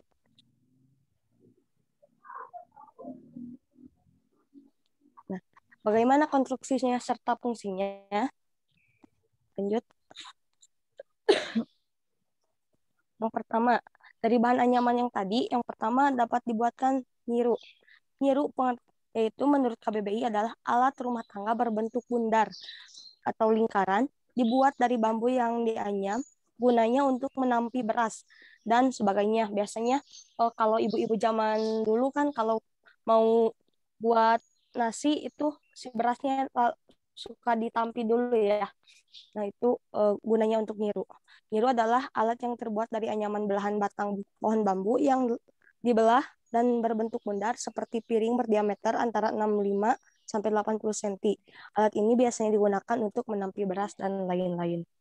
Bisa menampi beras, bisa menampi apa parenya dulu Mas, segon. Oke, lanjut. Yang selanjutnya anyaman yang kedua yaitu tentang asupan. Nah, kalau asupan ini adalah kukusan atau suatu wadah untuk mengukus nasi atau makanan lain. Asupan berbentuk kerucut dan terbuat dari bambu yang dianyam. Oleh sebab itu, pada zaman dahulu, hampir di setiap dapur masyarakat Sunda selalu didapati asupan. Biasanya asupan ini suka dibuat kayak yang ingin membuat tumpeng ya. Kalau tumpeng biasanya suka pakai asupan biar rapih kayaknya katanya mah. Tapi zaman sekarang mah ada lagi lebih canggih, pakai tangan juga udah bisa gitu.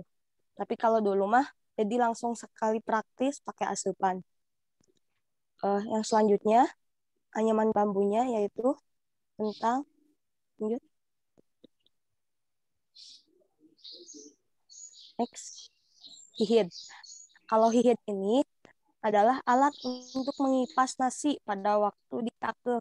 Jadi zaman dulu itu kalau nasi kan kalau sekarang mah kalau dimasukkan ke magicom kalau udah matang ya udah tinggal makan aja. Kalau zaman dulu mah biasanya suka di apa namanya nasinya tuh suka dipasaknya pakai kompor atau pakai apa namanya Bu? Langsung kayak kalau ada asupan berarti pakainya pakai seeng karena kalau pakai langseng mah nggak mungkin pakai asupan karena kan kalau langseng mah datar di bawahnya ada air kemudian kan permukaan lingkaran yang berbentuk datar kan berbentuk lingkaran. Ya Bu. Nah terus si nasi itu kan suka diakel. Nah diakel itu pakai kipas atau hihid atau bisa juga pakai itu kalau bikin sate gitu buat ngageber teman-teman mah itu hihid ya. Jadi alhamdulillah banyak fungsinya. Selanjutnya selain hihid juga dari anyaman bambu yang terakhir ada boboko. Oke, lanjut. Nah, boboko. Kalau boboko ini adalah suatu tempat untuk mencuci beras atau wadah nasi. Nah, kalau misalkan sebelum dibuatkan nasi, biasanya beras itu diisikan, ya Bu ya, diisikan. Nah, diisikan itu dimasukkan ke dalam boboko. Nah, setelah matang nasi itu dari asupan, tadi apa yang dibilang sama Ibu, terus dimasukkan ke wadah, ke dalam nasi, ke dalam boboko juga bisa dimasukkannya. Jadi, fungsinya sebagai wadah nasi dan juga sebagai untuk mencuci beras. Boboko ini terbuat dari bambu yang dianyam rapat berbentuk bundar cembung dengan kaki segi 4 yang disebut soko. Nah, sisi permukaan wadah diberi ungku yang dililitkan dengan bambu tali dan pada masyarakat Sunda, boboko digunakan juga untuk menyimpan barang makanan yang akan dikirimkan ke tetangga atau saudara. Dulu mah suka pak kirim-kirim biasanya mah. Nah, kalau pak kirim-kirim itu suka pakai boboko. Kalau zaman sekarang mah enggak ya, sudah canggih mungkin. Jadi sudah pakai kayak wadah-wadah yang tertutup styrofoam yang plastik kayak siapa sekarang kan baik lagi ke PPT ke besek. PPT dan besek itu kan zaman dulu sudah menggunakan konsep atau matematiknya kan ada berbentuk persegi kan? Iya. Kemudian ada anyamannya. Nah, pada saat menghitung anyamannya itu kan masing-masing ruas kayunya itu kan itu ukurannya sama. Nanti kan kalian bisa menghitung berapakah banyak anyaman yang dibutuhkan untuk membuat satu buah besek atau satu buah PPT gitu kan dengan ukuran sekian. Itu kan dikaitkan dengan konsep matematikanya bisa seperti itu ke soalnya nanti gitu. Jadi kalau misalkan dilihat dari awal sampai ke akhir, ini konsep tentang matematiknya kan lebih baru sampai kalian membahasnya bagaimana kita konsep yang terdapat dalam budaya tersebut. Nah, nanti kan bisa dikembangkan bagaimana cara menghitung gitu kan. Kalau misalkan di rumah adat, berapakah panjang lebar atau dindingnya, kemudian bagaimanakah panjang tinggi atapnya gitu kan, agar misalkan bangunan tersebut bisa kokoh. Itu kan nanti bisa dikembangkan dari situ. Ya. Betul. Ya, siap. Silakan dilanjut. Bu. Nah, mungkin seperti itu anyaman bambunya, dan untuk selebihnya insya Allah di pertemuan selanjutnya akan mendalami lagi. Oke, selanjutnya akan dilanjutkan tentang konsep matematika yang terdapat di dalamnya, yang akan dibahas oleh rekan saya yaitu Gina Baida. Kepadanya dipersilahkan. Baik, terima kasih untuk Saudari Lulu. Untuk selanjutnya yaitu konsep matematika. Nah, yang pertama di nyiru. Nyiru memiliki bentuk lingkaran, memiliki diameter dan jari-jari, sehingga bentuk dari nyiru dapat dikaitkan dengan konsep bangun datar, yaitu lingkaran. Nah, rumus luas lingkaran yaitu πr kuadrat. Rumus keliling lingkaran sama dengan 2πr atau πd. Diameter itu sama dengan 2 kali r atau 2 kali jari-jari. Jari-jari yaitu diameter per 2. Selanjutnya. Yang kedua ada asepan. Asepan memiliki bentuk 3 dimensi seperti kerucut tanpa tutup alas. Sehingga bentuk dari asepan dapat dikaitkan dengan konsep bangun ruang yaitu kerucut tanpa alas. R sama dengan jari-jari, T sama dengan tinggi, S sama dengan selimut, D sama dengan diameter, Pi-nya bisa 22/7 atau 3,14. Nah, ini adalah rumus untuk mencari luas selimutnya yaitu PRS, I kali R kali S. Volumenya yaitu 1/3 πr kuadrat T. Selanjutnya, hihid. Hihid memiliki bentuk persegi 4 pada anyamannya, sehingga bentuk dari hihid dapat dikaitkan dengan konsep bangun datar yaitu persegi 4. Nah, untuk mencari luasnya dengan rumus S kali S dan kelilingnya 4 kali S. Sisi sama dengan akar S, diagonal sama dengan akar 2 kali S. Keterangan S sama dengan sisi. Selanjutnya,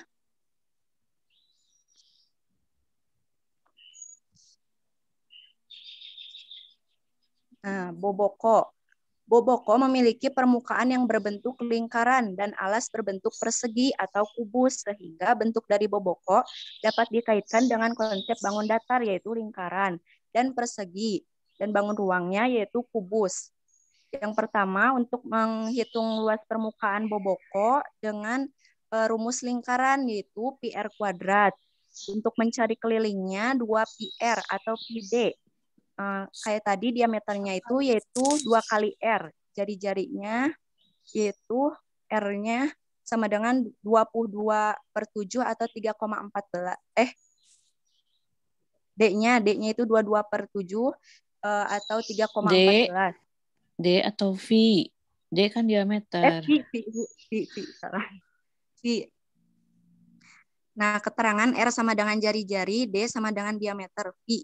V-nya 22/7 atau 3,14. Selanjutnya,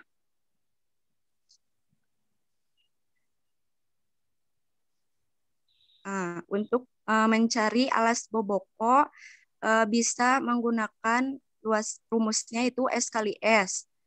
Kelilingnya 4 kali S, sisinya akar S atau keliling per 4. Diagonalnya sama dengan akar 2 kali S. Keterangan S sama dengan sisi. Untuk rumus kubusnya, volume Pi sama dengan S kali S. S kali S kali S, luas permukaan kubus yaitu 6 kali S. Keliling sama dengan 12 S. Luas salah satu sisi yaitu S kali S.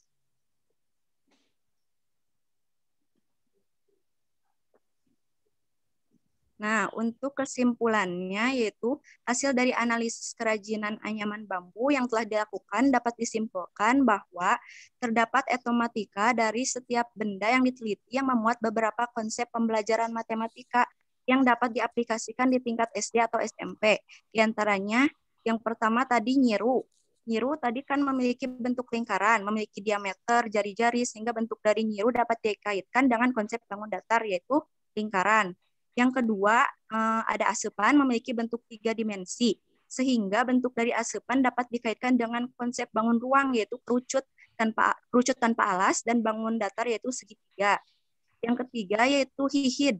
Hihid memiliki bentuk persegi 4 pada anyamannya, sehingga bentuk dari hihid dapat dikaitkan dengan konsep bangun datar, yaitu persegi 4.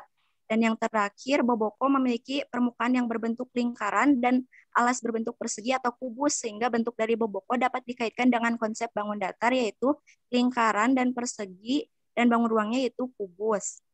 Sekian presentasi dari kelompok kami. Silakan jika ada yang ingin ditanyakan atau ingin menambahkan. Ibu, Ya, mohon maaf tadi kelompok 5 dilewat karena teman saya Sani lagi sakit. oh enggak apa-apa. Berarti sekarang 5 kelompok, berarti yang sisanya minggu depan ya? Oh iya, Bu. Ya, Bu. Terima kasih, Sisanya Bu. minggu depan. Sama-sama. Ya, tanggapan untuk kelompok 6, yang lainnya ada yang menanggapi?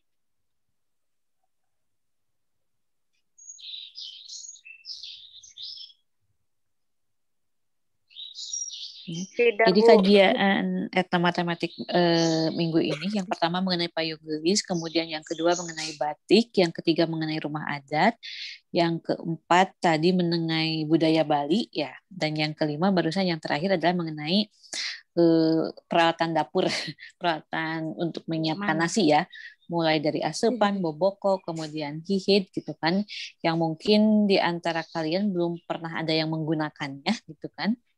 Ada yang belum pernah untuk menggunakan ketiga alat tersebut. Nah, dari apa yang sudah dipaparkan oleh 5 kelompok tadi, tampak bahwa dalam setiap daerah, dalam setiap lingkungan itu pasti akan selalu terdapat konsep matematik, ya.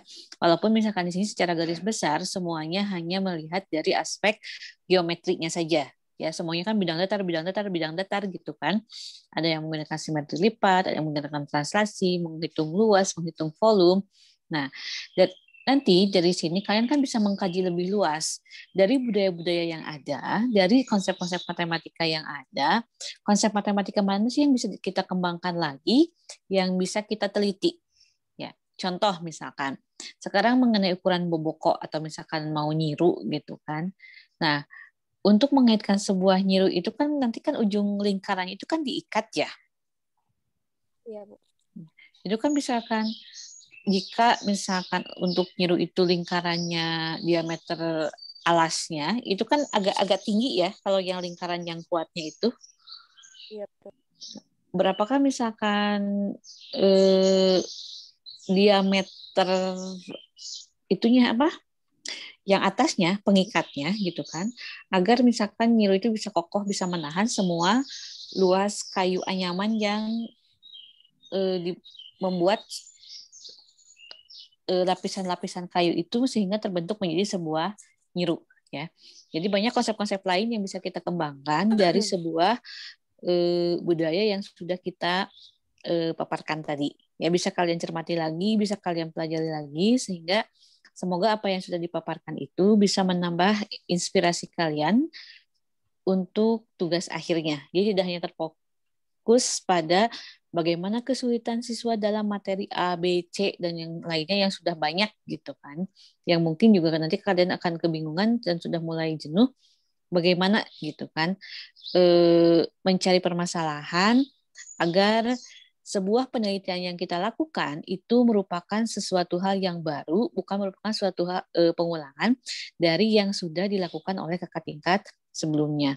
Karena untuk tahun ini sudah pasti bahwa penelitian kita akan tetap di penelitian kualitatif fokusnya, sehingga kita harus melakukan sebuah inovasi penelitian gitu kan, walaupun misalkan bukan sesuatu hal yang sangat baru, tetapi paling tidak menambah referensi di IP, di prodi matematik, bahwa kajian penelitian kita tidak hanya terfokus pada analisis kesulitan siswa dalam satu materi tertentu, tapi bagaimana kita mengembangkan permasalahan penelitian sehingga koleksi penelitian di prodi kita itu menjadi kaya, ya.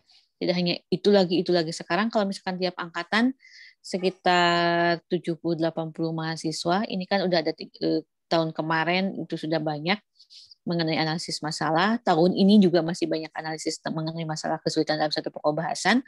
70 itu kan sekitar 150. Kalau kalian misalkan masih terpaku, ya tetap akan tetap berputar di situ gitu kan. Materi penelitiannya tidak akan berkembang. Tapi kalau misalkan kita mencoba melihat ke yang lain, ke kualitatif, ke budaya, dan lain semacamnya, itu pasti akan masih banyak materi-materi atau misalkan permasalahan-permasalahan yang bisa kita teliti, sehingga penelitian kita menjadi sesuatu hal yang berbeda dari yang lain dan memberikan pengetahuan baru juga untuk adik tingkat yang lainnya. Mungkin cukup sekian untuk yang hari ini. Ada yang ditanyakan?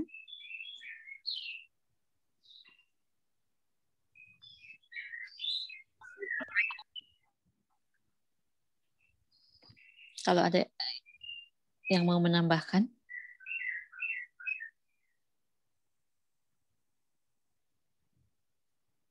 Untuk absen gimana, Bu? Absen tinggal absen di link yang biasa. Untuk materinya, Bu? Presentasi kajian etnomatematik. Ya, Bu. Terima kasih, Bu. Sama-sama.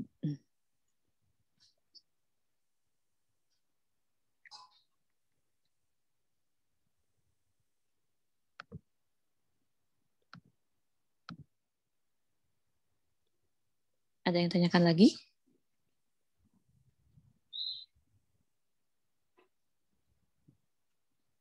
Nanti kalau yang laporannya sudah selesai, baik dalam bentuk Word dan PowerPoint-nya, tidak ada lagi perubahan, bisa langsung di-upload ya?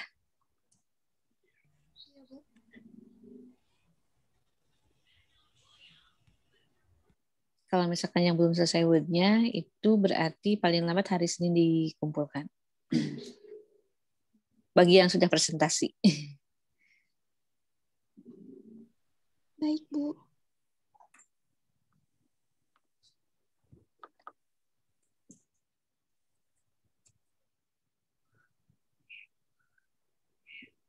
Ada pertanyaan lagi?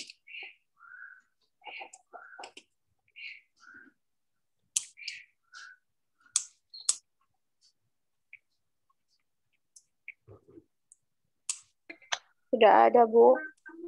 Kalau tidak ada, berarti perkuliahan kita hari ini cukupkan dulu sekian. Terima kasih atas perhatiannya. Wassalamualaikum warahmatullahi wabarakatuh. Makasih Pak Hujan ya, sudah bikin roomnya. Waalaikumsalam warahmatullahi wabarakatuh. Ya, sama-sama.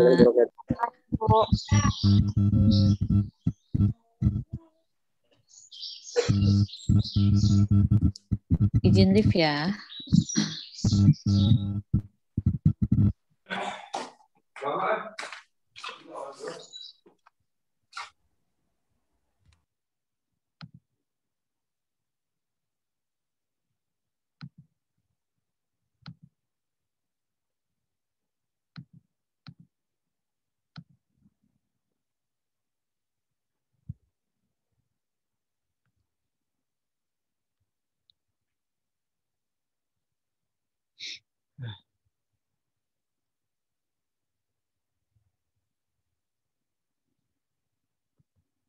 Kemana, He?